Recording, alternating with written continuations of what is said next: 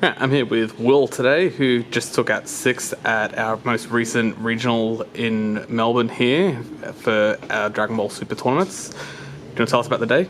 Yep, so I was running SS4 Vegeta, so I'll go over the deck real quick, then I'll show you my sideboard and go over some matchups.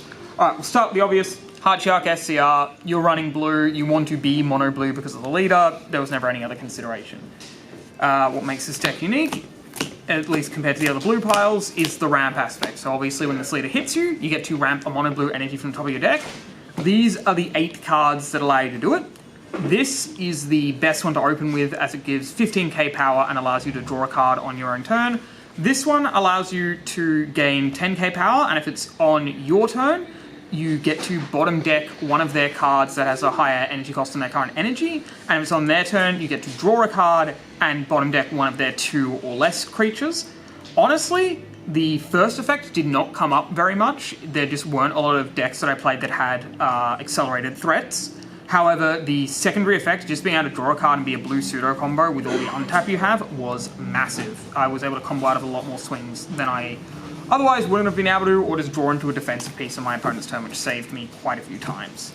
The main thing we're ramping into, at least in the sort of earlier game, is your 4 Boonison. They're Boonison, they get you out early. There's really not much else to say. It's a great card, one of the few things that allows you to keep your draws up throughout the game. Speaking of keeping your draws up, for Supreme Card Keeping Watch, I just wanted a turn 1 blue cantrip that I could cash in later, because of course the usual play is when I'm going first, I'll play this turn 1, draw a card, and unless it's really, really valuable in the matchup, say against like Android 16 for example, I'll just swing in, combo it up with one of these. That's 30k power, even unawakened. They're probably taking that hit. The only time my opponents didn't take the hit when that happened was when I was against a green starter Broly hand control deck, and they just dumped their hand knowing that as soon as they awakened, they'd get it all back anyway. Fair enough. Blue staple stuff. 4 beans. It is Senzu Bean. There's really not much else to say here except for this is extra important since due to being a ramp deck with a higher top end, you've got a lot more 10k combo power in the deck, so you do need a few more untap effects. Also, your leader can restand if your opponent negates, and you've got 7 other dual attack threats that we'll get to later, so that gets extra value out of your beans there. For my just sort of generic hard negates, 4 D-Magic, 2 Chilled Army reinforcements. Dimension Magic, again, with all the 10Ks you have in the deck, you need the full 4 in my opinion, and that just allows you to always have the defensive energy you need when you need it. It's also really good with your Ultra Instincts and your Realm of the Gods. As for Chilled Army reinforcements, this is interesting, as I've found that the token was getting answered either removed or tapped down before I could even use it to block. That said, this does allow you to awaken a bit more safely, you know, stop a double strike attack when they're going to 5-3 you. However, if blue had some better negates, I probably would consider cutting this out entirely, and this was one of the cards that I frequently sided down or sided out on, depending on the matchup. Super combo of choice. For Zeno, there is an argument to running the split, but with the Vegeta, I find that quite inconsistent, and just being able to pick up the stuff that you accidentally ramp is very useful, and giving yourself a bit of an energy toolbox. A lot of decks just run this as a way to untap energy on your opponent's turn. I was honestly, at least 75% of the time, using it to pick up something in my energy that I charged early, either off my leader skill, or just earlier in the game naturally. I will say another thing, against certain decks, it used to be smart to just play this out as a 1-drop and draw a card. That said, unless you're using it to ramp in the early turns or to push for game, I wouldn't recommend doing that, as basically every deck has a way to just incidentally remove this now, or invalidate it with, say, a yellow tap-out effect. So unless you're really, really hurting for the card advantage, I would just keep it in hand and use it at your leisure. Did you ever miss the Vegeta, or do you just think that the 4 was fine? So yes and no. I think it could have been useful going for game, and I think it could have been useful for getting dead extra cards out of my hand. That said, there was never a situation where I really felt that I had a game decided by that, so I think it's more of a, not a placebo, but like a win more going for the Vegeta anyway. Trunkses. 2-2 split. This was far and away the worst card I played in my main board. Its Floodgate effect never came up. This was for a while the Gohan Baby's minion, which I think on balance, at least in the matchups I played, would have been a stronger card, but on paper this looked a bit better. This is definitely going to be looking to change. As I'd still probably side a number of these though if I did that. As for the God Ceiling, I've got 2 in the main, there's 1 more on the side that we'll get to in a minute. This card is a victim of its own success, in my opinion. The effect is so powerful that people have started to run threats that specifically avoid this card, or decks that rely on threats that are vulnerable to this card aren't really played. So I think having 2 there just to be safe is pretty good. For example, against my Hachiyak matchup, I used it to bounce their Black Smoke Dragon to stop myself losing and was able to crack back there. But honestly, I wouldn't run more than 2 in the main. It's possible that I should just be siding all of them, and this card's a bit of a crutch at the moment. That said, the main reason to stick around was, as I say, to have that in case of emergency button, and the fact it was a 5k, which is something this deck struggles with.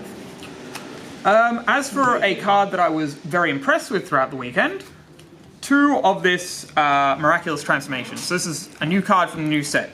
Deflect, Unique, Triple Strike, Barrier. For a 6-drop, that's already pretty decent, but it has a couple of other effects that really push it over the top. The first is, on your opponent's turn, it is a counterattack that negates the attack and plays itself as a deadly defender against creature attacks. So they can't attack your leader with their battle cards as long as he is on the board and in rest mode. And considering he's got Barrier and Deflect, he's very hard to remove outside of the battle step, and you've got Beans and Ultra Instincts and Realm of the Gods to help protect him.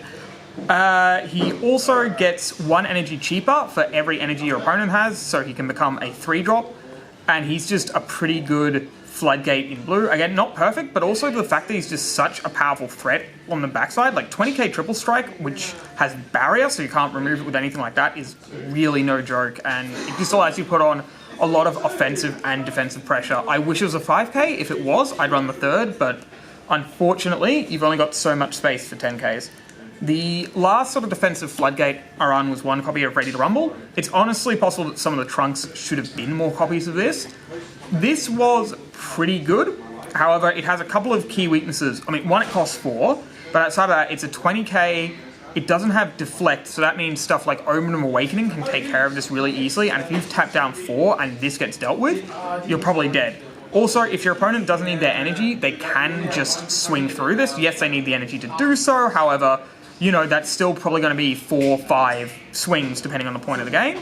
So you really want to back this up with another Negate or another Realm of the Gods or Ultra Instinct Kamehameha, because usually the aggro decks can survive losing an energy or 2, because this will just block one of the attacks, but once they get to like the 3-4 energy, that's when they sort of have to stop, and they may have even crippled themselves enough that you can recover the game from there. I liked it. I ran a sideboard copy, and that sideboard copy came in a lot, so it's possible it should just be in the main.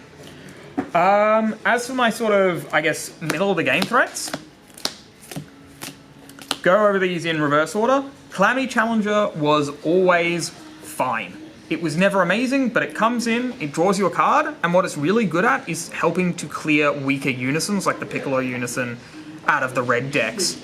Because a very common play pattern is, once I'm at enough energy, which I don't need to ramp as much, swinging it with the leader, that's 1 down, then I'll swing it with this, which is a 20k dual attack that we're getting to in a second, and then if they still got a marker left, play this down, draw a card, swing in, clear the unison, and then since it's a blocker, it's just threatening enough that either they'll want to put energy into removing it, or attacks into removing it, or it will restand and I've just got a blocker to deal with next turn. It's just enough value that for filling out the deck, it's a really good card.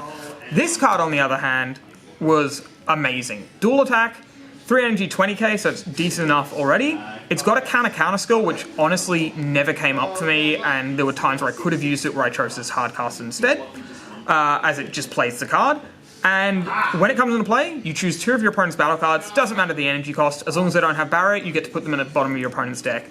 This card is so good at clearing out boards and unisons and providing pressure. Usually what I do is, turn 1 I'd bring this down, remove 2 of their threats, clear out a unison with my leader, or even clear out a 3rd or even a 4th threat, just being a 20k. You stick a bean on this, it's just really good at closing out games.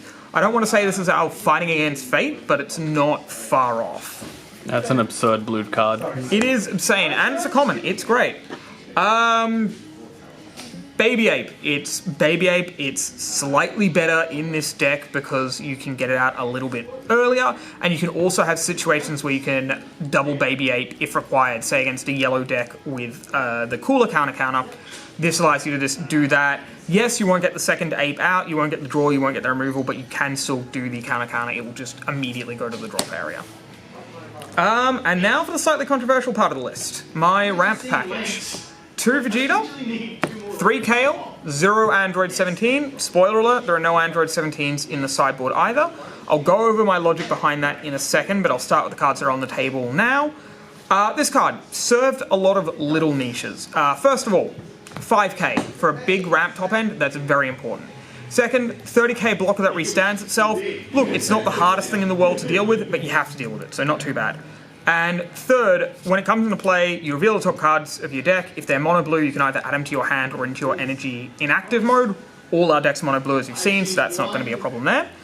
And this, considering that you can't run draw apes or anything like that, this is one of the main ways we can just gain a large glut of advantage in one go. We can't do draw apes or anything like that here, so this gives us a way to do that. The other thing that came up once or twice in testing, albeit not in the tournament, is on the turn where you're going for game, this is just a 2 mana 30k if you want to charge all the cards you get from it, which, you know, is not the best card in the world, but as a fail state, it's pretty good to have. And now, the MVP, the reason to run the deck. Yes! Head woman in charge, it is Kale. So, on your base, you get Deflect, Double Strike, 30k for 5 energy. That's already pretty good, but it has a couple of effects here that really put it over the top. Its first effect, which I honestly never used throughout the day, is when you play it, choose all of your opponent's battle cards with an energy cost of 3 or higher and bottom deck them. It also does something if you're a Kale leader, you're not a Kale leader. But the real big money effect is this last one. So if you play her when you've got 7 energy, which is quite easy to achieve with this deck, you clear all of their threats, ignoring barrier, so all of their battle cards, ignoring barrier to the bottom of the deck, and it gets barrier and dual attack for the duration of the turn. So it is so hard to stop. You're swinging in, you've got beams, which obviously apply twice being a dual attacker, you've got Ultra Instinct Kamehamehas, you've got Realm of the Gods, you've just got a lot of natural 10ks. I've got this thing up to like 90, 100,000 to close out games for. This card is the reason to play the deck. It is absurd, and it's the reason we don't need to run Android 17. So, just before we get to the sideboard, we'll talk about my reason for not running 17 here. Threefold. One, I find that even when that resolves, it can usually lose you the game anyway. There are a lot of effects even outside of Jiren that can stop the card. Bunison is a very clean example of an answer for that card. For an example, also for a higher life total. Second, it's a relatively skill testing card. You have to know when to play it. I did not do as much testing as I would like. I wasn't confident, so I decided rather than injure myself like that, I just cut it out entirely.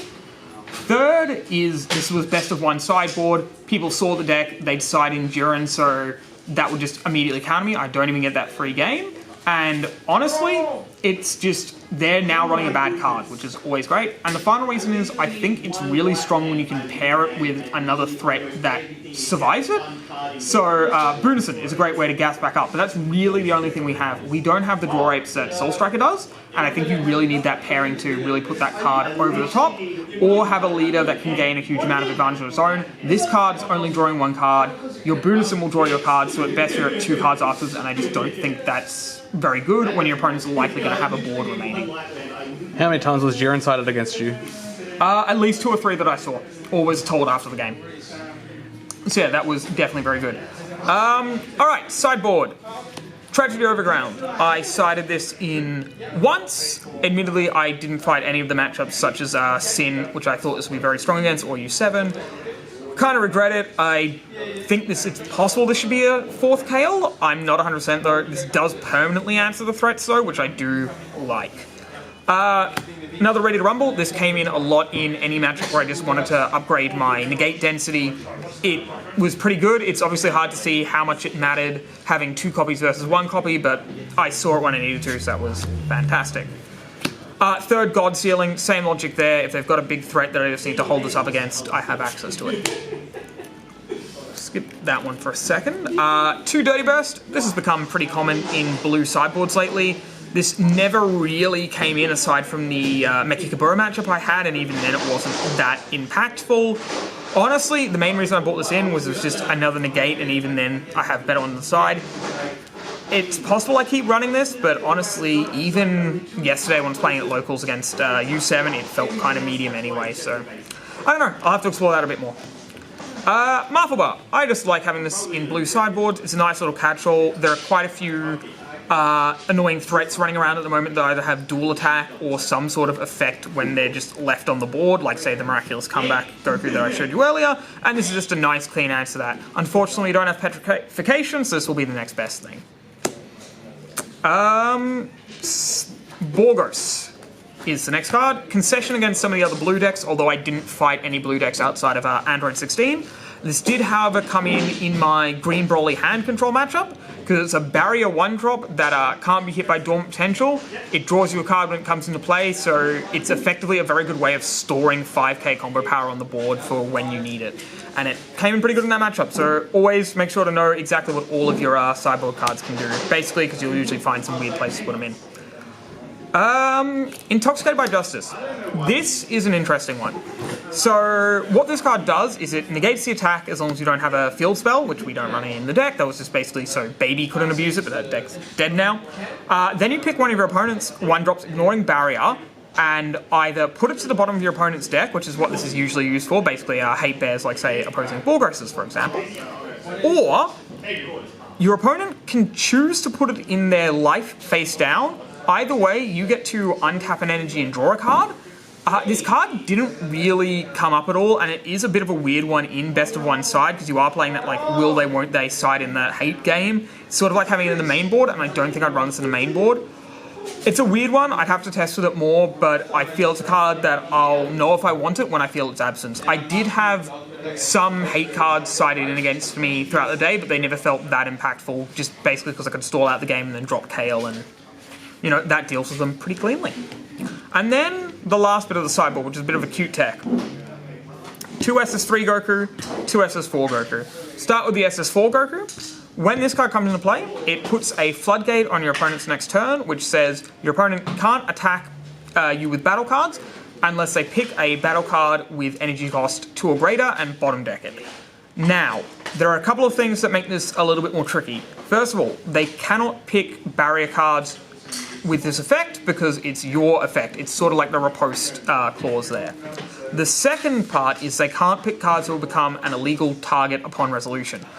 How this came up is I was fighting against Peely. He played the King Piccolo, the free double striker, and he tried to bottom deck his Supreme Kai SCR. However, you can't do that because Supreme Kai SCR, when it leaves the board, is removed from the game, so it never goes to the bottom of the deck, so the cost can't be fulfilled.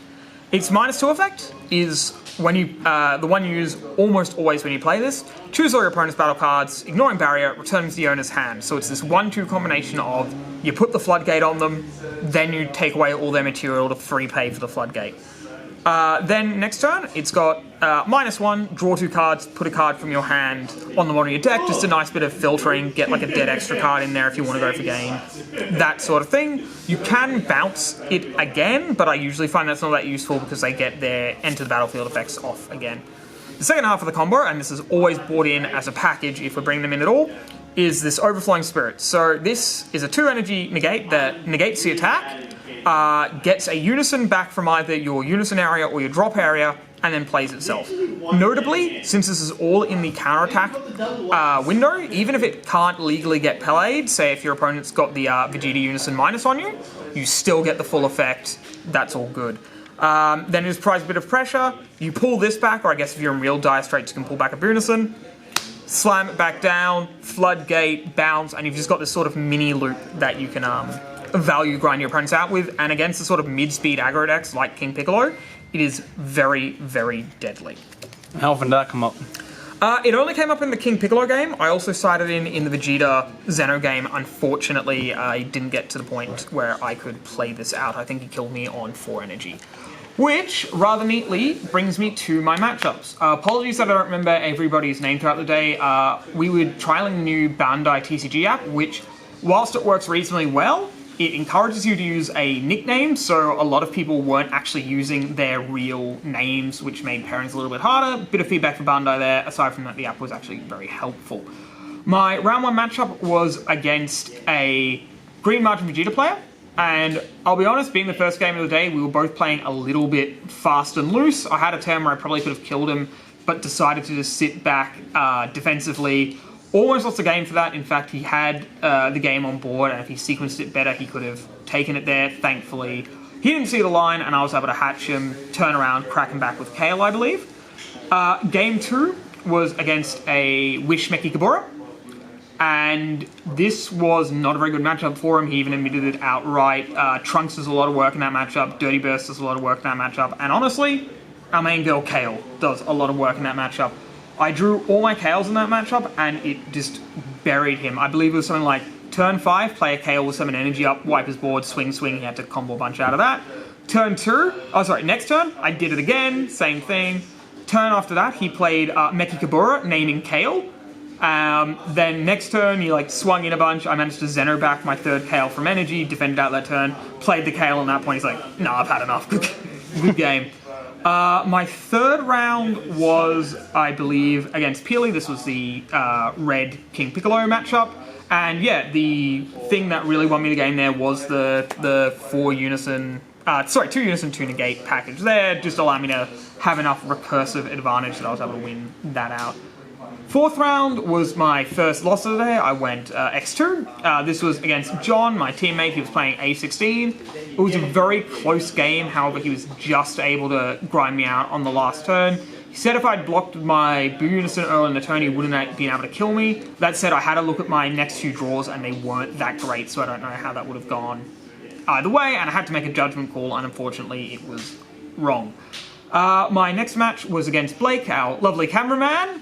He was running Trunks Vegeta, and that deck, unfortunately he was playing a bit tired and he missed a few triggers, but also it is just very hard for that deck to beat Kale because none of their interaction really works against it, and you can just stall them out till you get to that point.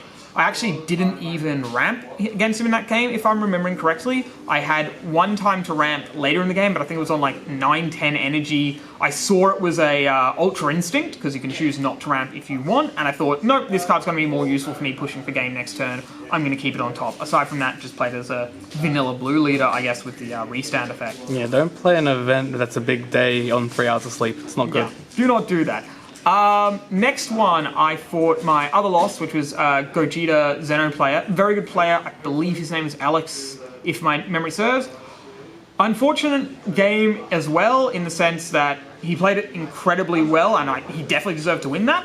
But on turn 4, I had to make a judgment call between playing a 3-drop Vegeta, clearing out his board, clearing out his unison, and hope the defensive cards and the cards in my life would be enough to clear out the game, or play a Boonison on 4, clear out only one of his threats, have the Boonison effect to clear out another, and hope that would be enough with the card I drew. I elected to go for the Vegeta. He beat me that turn.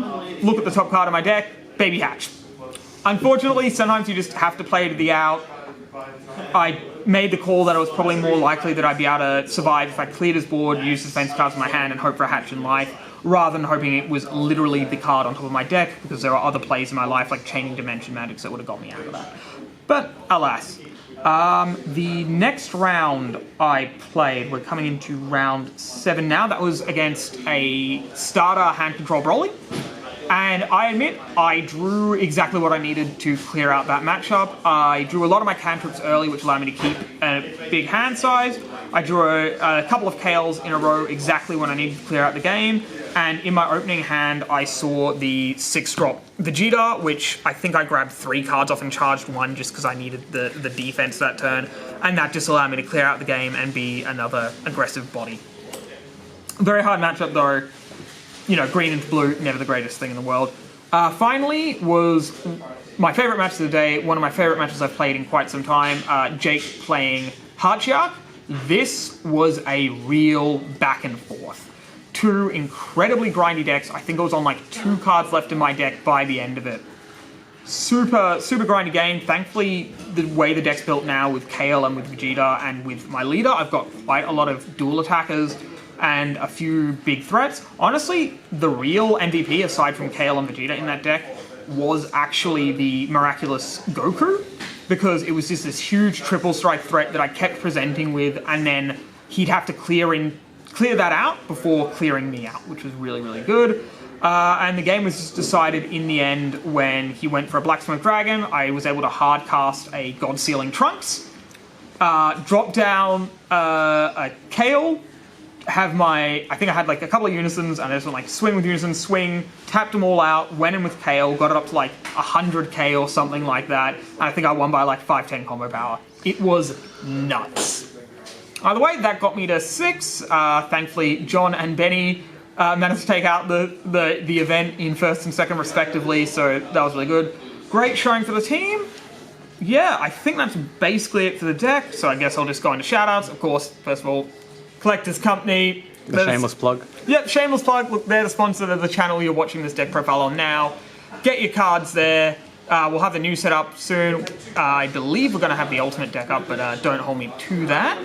And then, of course, the other person I'd like to thank is Blake. Not only is he holding the camera now, but he lent me this entire deck, built it for me late at night, which is very, very nice of him.